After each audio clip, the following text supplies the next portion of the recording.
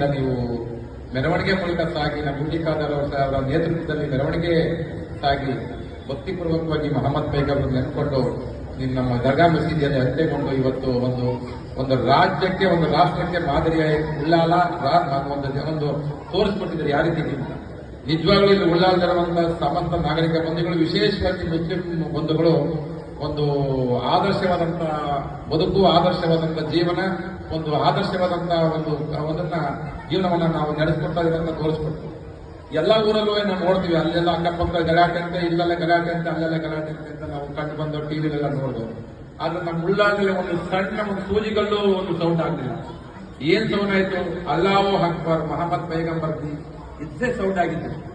ಧ್ಯಾನ, ಭಕ್ತಿ, ಶ್ರದ್ಧೆ, ಕಿರಿಯರು ಒಂದು ಗೌರವ ಕೊಡ್ಕೊಳ್ಳುವಂಥದ್ದು, ಮಿಲಾದ್ ಮಾಡ್ಕೊಳ್ಳುವಂಥದ್ದು, ಅನ್ನಾಹಾರ ಕೊಡುವಂಥದ್ದು, ಜ್ಯೂಸ್ ಕೊಡುವಂಥದ್ದು, ಇವನ್ ನೋಡ್ಬೋ ನಾವು. Really great.